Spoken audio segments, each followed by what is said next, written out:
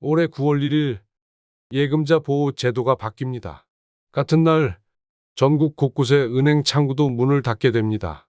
그런데 그날 당신의 예금은 어떻게 지켜야 할까요?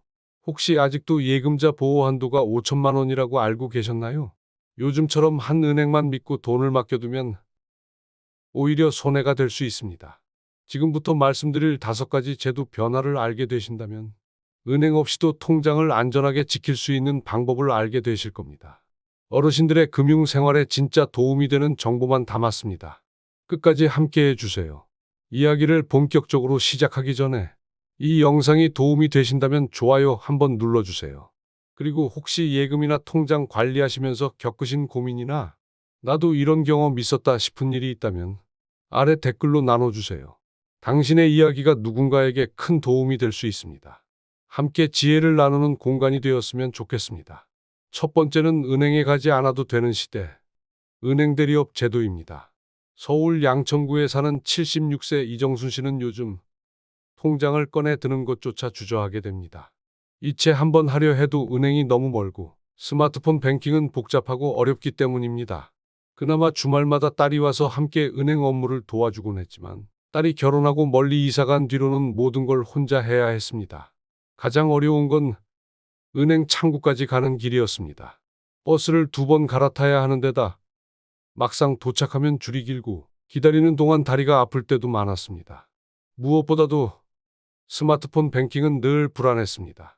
한번 잘못 누르면 돈이 사라질까봐 겁나요. 이정순 씨는 비밀번호를 자꾸 틀리는 바람에 앱이 잠겨버린 이후 스스로 계좌에 접속하는 걸 포기했습니다. 그러던 중 우체국에 들렀을 때 작은 안내문 하나가 눈에 들어왔습니다. 은행 대리업 시범 운영 예정 안내. 가까운 우체국에서도 은행 업무를 도와드립니다. 처음엔 믿기 어려웠습니다. 우체국이 은행 업무를 대신한다고요? 반신반의하며 창구 직원에게 물어보니 다음과 같이 설명해 주었습니다. 이제 곧 시작될 제도인데요. 고객님이 거래하시는 은행의 입금이나 출금, 송금 업무를 저희가 도와드릴 수 있어요. 대출 상담과 신청 접수도 가능해질 예정입니다. 이정순 씨가 들은 이 제도, 바로 은행 대리업 제도입니다. 정부는 2025년 7월부터 우체국 등 공공금융기관을 통해 은행 업무를 대신 처리하는 새로운 제도를 시범 도입하고 하반기부터 본격적으로 확대 운영할 예정입니다. 이 제도가 시행되면 시니어들이 멀리 떨어진 은행까지 가지 않아도 가까운 우체국, 농협, 신협, 새마을금고 등에서 내 거래 은행의 업무를 처리할 수 있게 됩니다. 여기서 중요한 건 단순한 예금 출금만 가능한 것이 아니라는 점입니다.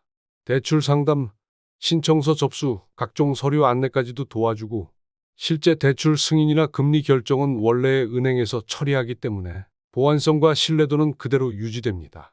이정순 씨는 이후 해당 우체국이 은행 대리업 시범 운영 지점으로 지정될 예정이라는 이야기를 듣고 정기적으로 창구 직원과 이야기를 나누며 준비하고 있습니다. 시행되면 제일 먼저 이용해 보려고요. 혼자라도 집 근처에서 내 통장을 관리할 수 있다는 게 얼마나 든든한지 몰라요. 은행 대리업 제도는 단순히 편리함만을 위한 것이 아닙니다. 고령층과 디지털 약자를 위한 금융복지망이자 인터넷이나 스마트폰 사용이 어려운 분들이 은행과의 연결을 계속 이어갈 수 있는 안전한 다리가 되어줄 제도입니다. 현재는 일부 우체국, 농협 지점을 중심으로 시범 운영 대상지가 정해지고 있으며 정부는 운영 상황을 평가한 뒤 전국적으로 점차 확대할 계획입니다. 이정순 씨는 이렇게 말합니다.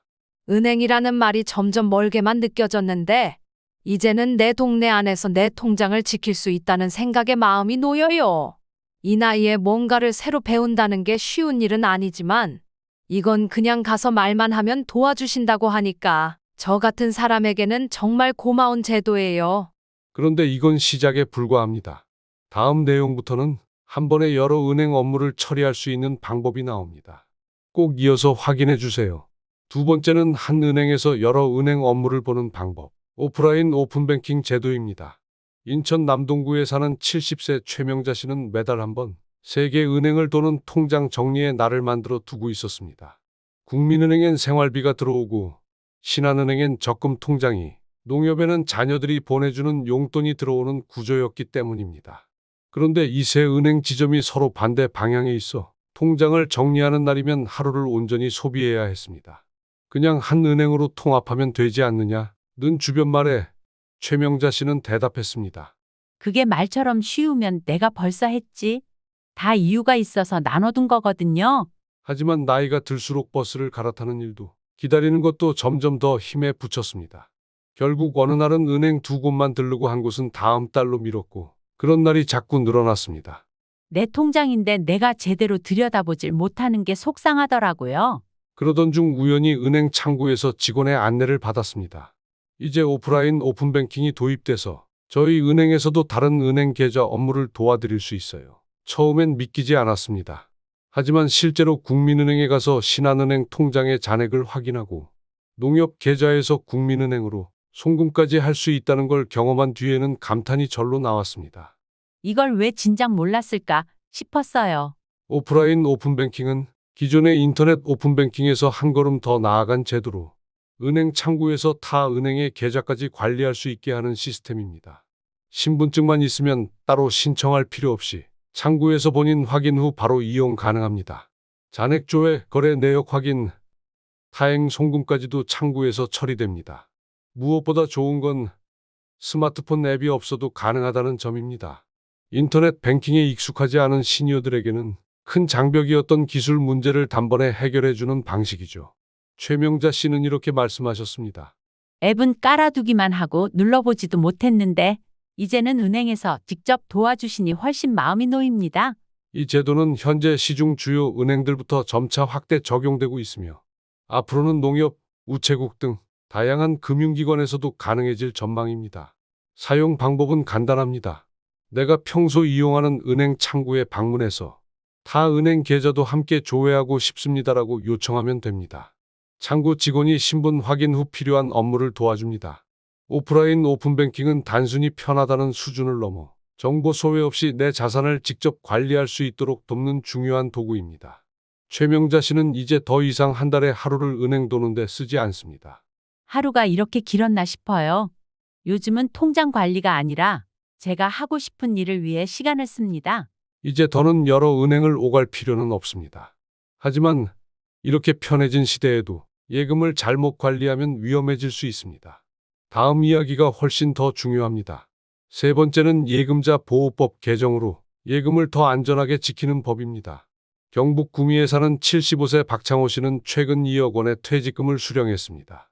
퇴직 후엔 여행도 다니고 손주들 교육비도 도우며 편히 지낼 계획이었지만 막상 돈을 손에 쥐고 나니 마음이 무거워졌습니다. 예금은 어디에 어떻게 넣는 게 안전할까? 혹시 은행이 문을 닫으면 내 돈도 사라지는 건 아닐까? 그런 불안한 생각이 꼬리에 꼬리를 물었습니다. 실제로 몇 년 전 박창호 씨는 한 인터넷 뉴스에서 모 은행이 부실 위기를 겪었다는 기사를 보고 하루 종일 잠을 이루지 못한 적도 있습니다. 그러던 어느 날 TV 뉴스를 통해 예금자 보호법이 24년 만에 바뀐다는 내용을 접하게 되었습니다. 2024년 9월 1일부터는 기존 5천만 원이었던 예금자 보호 한도가 1억 원으로 상향된다는 소식이었습니다. 그제서야 박창호 씨는 조금씩 안도하기 시작했습니다. 이제는 조금 더 안심하고 돈을 나눠서 맡길 수 있겠구나. 예금자 보호법은 말 그대로 예금자의 돈을 보호하는 법입니다. 은행이 파산하거나 심각한 경영 위기를 겪더라도 예금보험공사에서 대신 예금자에게 돈을 돌려주는 제도입니다. 지금까지는 1인당 한 은행에서 최대 5천만 원까지만 보호됐지만 이제는 원금과 이자를 포함하여 최대 1억 원까지 보장됩니다. 이는 고령층이나 퇴직자처럼 큰 금액을 한 번에 맡기는 사람들에게 특히 중요한 변화입니다. 하지만 여기서 꼭 기억하셔야 할 것이 있습니다. 모든 금융 상품이 보호되는 것은 아니라는 점입니다. 일반적으로 우리가 알고 있는 보통예금, 정기예금, 적금, 상호부금, 주택청약저축 같은 상품은 보호 대상이 맞습니다. 반면에 펀드, 주식, 실적 배당형 보험, 일부 신탁 상품은 예금자 보호 대상이 아닙니다. 그래서 박창호 씨는 은행을 방문할 때마다 꼭 이 한마디를 먼저 건넵니다. 이 상품 예금자 보호되나요? 박창호 씨는 예금자 보호제도가 바뀐다는 사실을 알고 나서 퇴직금을 한 은행에 몰아넣는 대신 세 은행으로 나눠 예치하기로 결정했습니다. 국민은행에 1억 원, 신한은행에 5천만 원, 농협에 5천만 원. 그 결과 2억 원 전액을 예금자 보호 범위 안에 넣을 수 있게 된 것입니다. 별도로 신청하거나 서류를 낼 필요도 없었습니다. 보호 대상 상품에 가입만 하면 자동으로 적용되기 때문에 복잡한 절차 없이 안심할 수 있었습니다. 박창호 씨는 처음엔 여러 은행을 돌아다니는 게 귀찮게 느껴졌지만 한 달이 지나고 나니 이런 생각이 들었다고 합니다. 예전에는 돈이 있으면 그냥 한 군데 넣는 게 최고인 줄 알았어요. 그런데 이제는 그걸 나누는 게 지혜더라고요. 내가 내 돈을 지키는 방법을 배운 셈이죠. 이처럼 예금자 보호법은 단순히 금액을 올린 제도가 아니라 시니어 세대에게 자산 보호에 확실한 장치를 마련해 준 법입니다. 특히 스마트폰이 익숙하지 않은 분들이나 대면 창구를 통해만 금융 업무를 보는 분들에게는 묻기만 해도 보호받을 수 있다는 점에서 큰 안심이 됩니다. 실제로 은행 창구에서 상품 가입 전 직원에게 이거 예금자 보호 대상인가요? 라고 한마디만 물어보면 자세한 안내를 받을 수 있습니다. 또 한 가지 중요한 점은 보호 한도가 사람당이 아니라 은행당으로 적용된다는 사실입니다. 즉, 한 은행에 여러 개의 통장을 갖고 있어도 그 총합이 1억 원까지만 보호됩니다. 하지만 2개, 3개 은행에 나눠서 예치하면 각각 1억 원씩 보호받을 수 있기 때문에 자산 규모가 큰 분일수록 분산 예치 전략이 필요합니다. 박창호 씨는 요즘도 종종 은행을 들릅니다. 통장 잔액을 확인하거나 만기된 예금을 다시 재예치하기 위해서입니다. 직원들과 인사도 나누고 새로 나온 상품 이야기도 들으면서 하루를 보냅니다. 이젠 통장만 들여다봐도 마음이 놓입니다. 내 돈이 어디에 있고 얼마나 안전한지를 내가 아는 게 이렇게 든든한 일이었는지 이제야 알게 됐어요. 이처럼 예금자 보호법 개정은 단순한 숫자의 변화가 아닙니다. 시니어의 돈을 스스로 지키는 힘, 불안에서 벗어나 자산을 주체적으로 관리할 수 있는 기회를 만들어주는 제도입니다. 이제는 자주 묻는 이 질문 하나만 기억하셔도 됩니다. 이 상품 예금자 보호되나요? 그 질문 하나가 내 통장을 지켜주는 가장 강력한 시작이 될 수 있습니다. 이제는 돈을 어떻게 나눠 넣느냐가 노후 자산을 지키는 가장 큰 지혜가 되었습니다. 그런데 돈을 어디에 넣느냐보다 더 중요한 게 하나 있습니다. 바로 언제든 꺼낼 수 있느냐는 거죠. 다음 내용에서 알려드릴게요. 네 번째는 집 앞 편의점이 내 은행이 되는 시대. 공동 ATM과 무카드 출금입니다. 부산 사하구에 사는 78세 김수남 씨는 몇 달 전 밤늦게 급하게 병원비를 인출해야 했습니다. 통장엔 돈이 있었지만 근처 은행은 모두 문을 닫은 상태였고 그 시간에 멀리 떨어진 지점을 찾아가는 것도 불가능했습니다. 결국 자녀에게 부탁할 수밖에 없었지만 마음속엔 미안함이 남았습니다. 아들한테 전화하자니 또 바쁘다고 할까 봐 망설였어요. 내가 내 돈도 제대로 못 찾는다는 게 괜히 속상하더라고요. 하지만 최근 김수남 씨는 큰 변화를 경험했습니다. 집 근처 편의점에서 은행 업무를 처리할 수 있다는 사실을 알게 된 것이죠. 요즘은 주요 편의점에 설치된 공동 ATM을 통해 국민은행, 신한은행, 농협 등 다양한 은행 계좌에서 바로 출금이나 이체가 가능해졌습니다. 예전에는 해당 은행에 ATM이 있어야만 출금할 수 있었고 타행 수수료도 만만치 않았지만 이제는 편의점 ATM이 내 은행 ATM처럼 바뀌고 있는 것입니다. 더 놀라운 건 무카드 출금 기능도 가능하다는 점입니다. 스마트폰에서 해당 은행 앱을 통해 미리 인증을 받으면 카드 없이도 현금 인출이 가능합니다. 특히 스마트폰 인증 과정도 점점 단순화되고 있어 고령층도 충분히 따라할 수 있습니다. 금융위원회는 올해 하반기부터 ATM 접근성 확대, 수수료 우대, 보안 시스템 강화를 골자로 하는 공동 ATM 활용 정책을 본격 시행할 예정입니다. 김수남 씨는 요즘 편의점에 가는 일이 두렵지 않습니다. 은행보다 더 가까운 곳, 그리고 은행보다 더 편한 시간대에 돈을 찾을 수 있기 때문입니다. 밤에 약국에 갈 일이 있어도 편의점에서 바로 현금을 찾을 수 있으니까요. 그게 그렇게 큰 안도감이 될 줄은 몰랐어요. 뿐만 아니라 정부는 앞으로 전통시장, 관공서, 대형마트, 주민센터 등에도 공동 ATM을 확대 설치할 예정입니다. 금융 인프라가 상대적으로 부족한 지역이나 고령자 밀집 지역 중심으로 설치 계획이 수립되고 있어 앞으로는 은행이 나에게 오고 있다는 느낌을 받을 수 있을 정도로 편리해질 전망입니다. 김수남 씨는 이제 은행이 문을 닫아도 걱정하지 않습니다. 이젠 내 돈을 내가 언제든 꺼낼 수 있어요.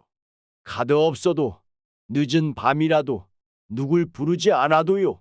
이 말은 단지 ATM 하나의 편리함이 아니라 노년의 자존감을 지켜주는 금융의 진짜 변화를 말해주고 있습니다. 이제는 카드 없이도 밤에도 편의점에서도 내 손으로 돈을 꺼낼 수 있는 시대입니다. 하지만 이렇게 좋아진 제도 속에서도 이 한 가지를 놓치면 모든 게 무너질 수 있습니다. 마지막 이야기는 반드시 보셔야 합니다.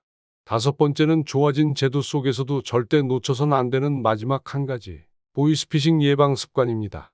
경기도 용인에 사는 72세 김영숙 씨는 몇 달 전 평생 기억에 남을 사건을 겪었습니다.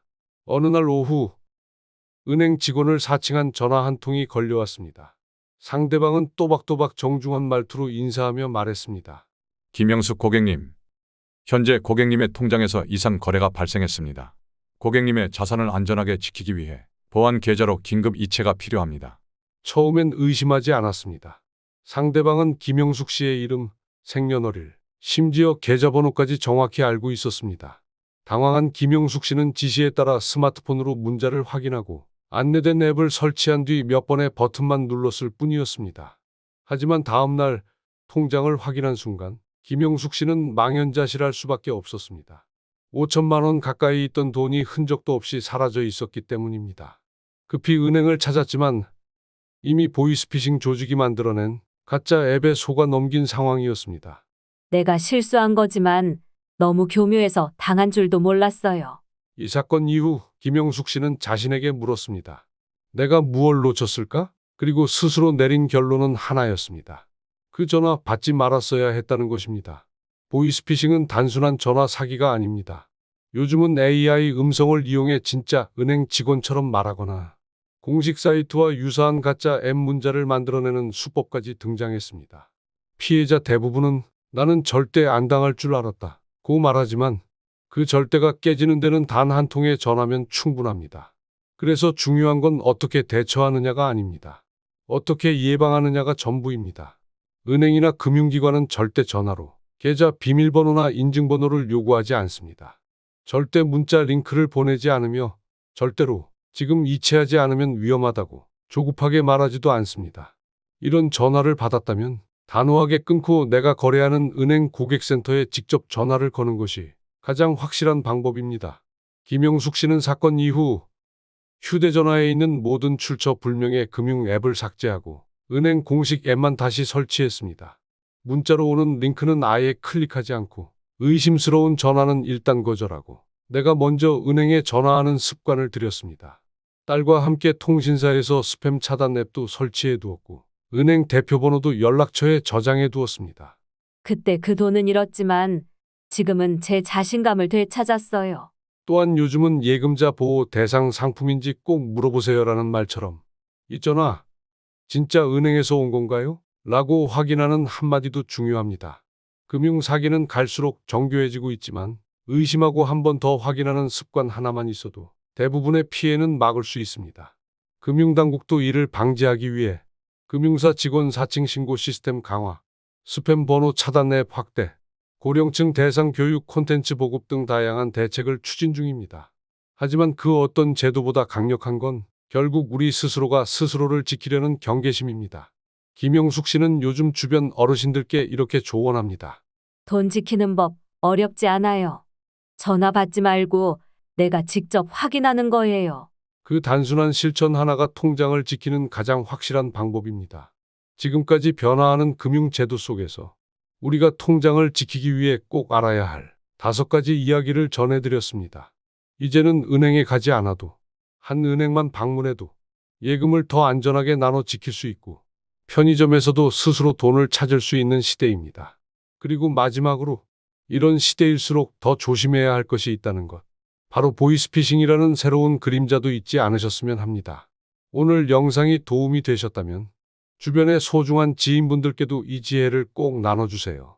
지혜는 나눌수록 단단해지고 그 지혜는 때로 돈보다 강한 보호막이 되어줍니다. 함께 나누는 이 지혜가 당신의 노후를 더 든든하게 지켜주기를 진심으로 바랍니다. 늘 건강하시고 마음 놓이는 하루가 되시길 바랍니다.